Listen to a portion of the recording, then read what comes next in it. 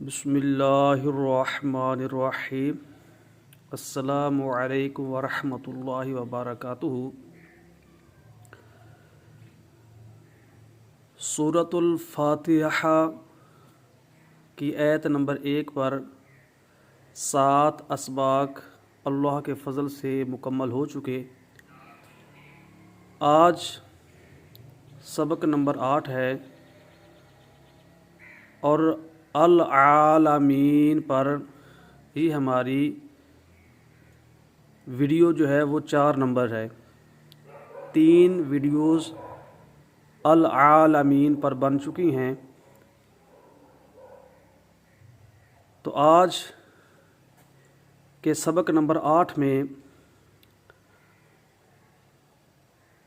ہم قطع کے متعلق، سکوت کے متعلق اور وقف کے متعلق پڑھیں گے۔ اس جگہ ٹھہرنا وہ کیا کہلائے گا،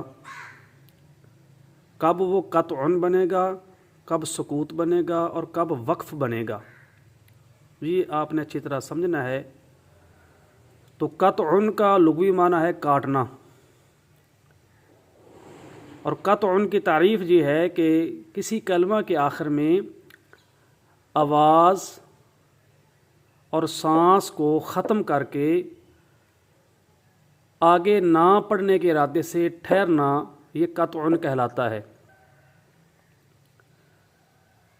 ارادہ یہ ہے، نیت یہ ہے کہ یہاں پر میں اپنی تلاوت ختم کر دوں گا، آج اس کے آگے میں تلاوت نہیں کروں گا، یا کوئی دنیاوی غرض ہے، دنیاوی کام جو ہے اچانک پڑ گیا، اس کی وجہ سے اگر ٹھہرا ہے، کسی کلمہ کے آخر میں آواز بھی ختم کر دی، سانس بھی ختم کر دیا، اور آگے جو ہے تلاوت کرنے کا بالکل ارادہ نہیں ہے، تلاوت ختم کرنی ہے، آج یہاں تک کی تلاوت کرنی تھی یہ ارادہ ہے، اور اب آگے جو ہے تلاوت نہیں کرنی، تو یہ جو ٹھہرنا ہے یہ قطع کہلائے گا۔ تو اگر تو کوئی پڑھتے ہوئے یہاں پر پہنچا اور نیت یہ ہے کہ اب یہاں پر ٹھہروں گا اور اب آگے تلاوت نہیں کروں گا، یا کوئی دنیاوی کام پڑ گیا، دنیاوی غرض ہے اس لیے ٹھہرا ہے، تو اس ٹھہرنے کو قطع کہیں گے۔ آگے قطع اختیاری بھی ہوتا ہے، اصراری بھی ہوتا ہے۔ اگر اپنی مرضی سے، اپنی اختیار سے یہاں تلاوت ختم کی ہے تو یہ قطع اختیاری ہے۔ اگر کوئی عذر پڑ گیا، کوئی مجبوری بن گئی، کوئی عذر بن گیا، عذراً کسی کام کی وجہ سے اگر یہاں پر ٹھہرا ہے تو یہ قطع اضطراری کہلائے گا۔ دوسری چیز ہے سکوت۔ سکوت کا لغوی معنی ہوتا ہے خاموشی۔ اگر کسی کلمہ کے آخر میں آواز اور سانس کو ختم کر کے ٹھہرا، اور اس ٹھہرنے کا مقصد یہ ہے کہ کوئی دینی غرض ہے وہ پوری کی جائے، دینی غرض پوری کی جائے۔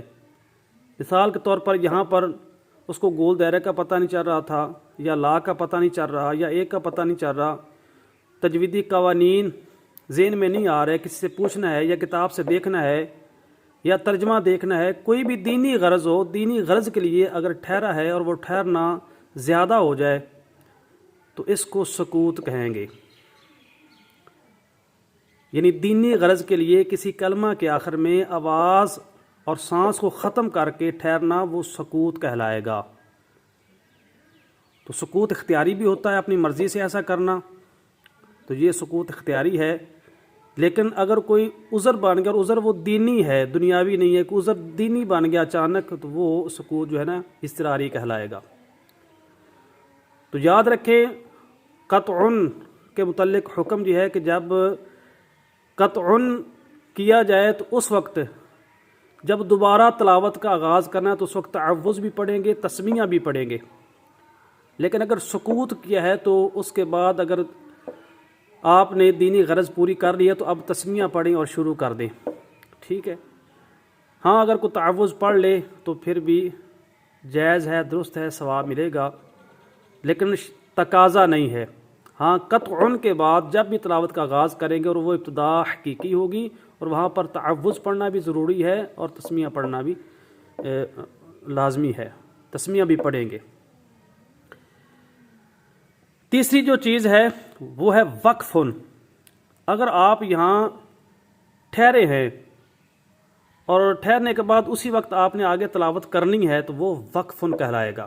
یعنی کسی کلمہ کے آخر میں آواز اور سانس کو روک کر، آواز اور سانس کو ختم کر کے، آواز بھی ختم ہو جائے، سانس بھی ختم ہو جائے، تو یہ جو ٹھہرا ہے کسی کلمہ کے آخر میں، اور نیت یہ ہے، ارادہ یہ ہے کہ ابھی جو ہے نا سانس لینے کے بعد میں آگے تلاوت کروں گا، تو یہ ٹھہرنا وقفن کہلائے گا. تو اب جو وقفن کا حکم ہے وہ جان لے کہ وقفن کا حکم یہ ہے کہ جب ٹھہریں گے اور وہ وقف ہو تو اس کے بعد جب آگے پڑھنا شروع کریں گے، وہ ابتدا جو ہے نا ابتدائے اصطلاحی ہوگی، اور اس کے سے پہلے آپ تعوذ یا تسمیہ نہیں پڑھیں گے. ٹھیک ہے. تو اب یہاں 3 صورتیں آپ کے ذہن میں آ چکی ہوں گی. اگر تو آپ تلاوت کرتے ہوئے یہاں ٹھہرتے ہیں اور وہ ٹھہرنا نیت یہ ہے کہ تلاوت ختم کرنی ہے، کوئی دنیاوی غرض پوری کرنی ہے، دنیاوی کام پورا کرنا ہے، تو یہ آپ کا ٹھہرنا آواز کو ختم کر کے، سانس کو ختم کر کے کلمہ کے آخر میں یہ قطعن کہلائے گا. اگر دنیاوی غرض کے لیے اس کلمے کے آخر میں آپ ٹھہر رہے ہیں، دنیاوی کوئی غرض ہے، دینی غرض ہے، دنیاوی ہوگی تو قطعن بنے گا، اگر دینی غرض ہوگی تو وہ سکوت بن جائے گا. ٹھیک ہے. سکوت، خاموشی وہ تھوڑی دیر ہے، لیکن دینی غرض سے ہے تو سکوت ہے. لیکن اگر وہ خاموشی، وہ جو سکوت ہے، اگر اس میں دنیاوی غرض بھی پیدا ہوگی تو وہ اب قطعن بن جائے گا. ٹھیک ہے. تو اب آپ نے خود دیکھنا ہے کہ آپ کا ٹھہرنا یہ تلاوت ختم کرنے کی نیت سے ہے تو قطعن ہے. اگر وہ خاموشی دنیاوی غرض سے بھی بن گئی تو پھر بھی قطعن ہے، لیکن اگر دینی غرض سے ہے تو وہ سکوت بنے گا. قطعن ہے تو جب بھی آگے شروع کریں تو تعوذ و تسمیہ بھی پڑھیں. اگر قطعن نہیں ہے، سکوت ہے، وہ غرض دینی ہے، دنیاوی نہیں ہے، تو پھر آپ جو ہے نا تسمیہ جو ہے ضرور پڑھیں. ہاں تعوذ بھی پڑھ لیں تو ثواب جو ہے نا ملے گا آپ کو. اور اگر آپ کا وہ ٹھہرنا بس تھوڑی دیر کے لیے سانس ہی لیا اور آگے شروع کرنا ہے، تلاوت شروع کریں، تو یہ وقفن کہلائے گا. آگے پھر وقف کی جو ہے نا اقسام ہیں. ایک ہوتا ہے وقف بالاسکان. جس کلمہ پر وقف کیا جا رہا ہے اس کے آخری جو حرف ہے اس پر اگر زبر ہو، زیر ہو، پیش ہو، 2 پیشیں ہوں، 2 زیریں ہوں، الٹا پیش ہو، کھڑی زیر ہو، تو اس جگہ پر جزم لگاتے ہیں. چونکہ وہ ساکن پہلے نہیں ہے حرف، اس کو ساکن کرتے ہیں. غیر ساکن کو ساکن کر کے وقف کرنے کو وقف بالاسکان کہتے ہیں. تو اب یہاں پر چونکہ زبر موجود ہے، یہاں پر جب آپ ٹھہریں گے، وقف کریں گے تو یہاں پر جزم لگائیں گے. یہ غیر ساکن حرف ہے، اس کو ساکن کر کے وقف کر رہے ہیں تو اس کو کہیں گے وقف بالاسکان. زبر میں، زیر میں، پیش میں 2 پیشیں، 2 زیریں، 2 زبر اس میں شامل نہیں، 2 زبر اس کو بالکل شامل نہ کریں. الٹا پیش اور کھڑی زیر اس میں شامل ہے، کھڑی زبر اس میں شامل نہیں. اگر ان میں سے کوئی بھی علامت ہو، زبر ہو، زیر ہو، پیش ہو، 2 پیشیں، 2 زیریں، الٹا پیش، کھڑی زیر، ان میں سے کوئی بھی ہو تو وہاں پر جو وقف کریں گے تو جزم لگا کر وقف کریں گے، سکون لگا کر وقف کریں گے، اور اس وقف کو وقف بالاسکان کہیں گے. کیونکہ وقف بالاسکان کا مطلب ہوتا ہے غیر ساکن کو ساکن کر کے وقف کرنا، ٹھہرنا. بالاسکان، اسکان کہتے ہیں ساکن کرنا، پہلے ساکن حرف نہ ہو تو اس کو ساکن کرنا. تو چونکہ ساکن کر کے وقف کیا ہے اس لیے اس کو وقف بالاسکان کہیں گے. لیکن یہ ہے کیفیت وقف کے اعتبار سے. ٹھیک ہے نا. وقف کی جو ہے نا کئی اقسام ہے. کیفیت کے اعتبار سے کچھ اقسام ہے، کچھ وجوہات وقف کے اعتبار سے اقسام ہے، کچھ محل وقف کے اعتبار سے جو اقسام ہے. تو یہاں پر وقف بالاسکان بنے گا کیفیت وقف کی جو اقسام ہے اس کے اعتبار سے. اور اس کے بعد ہے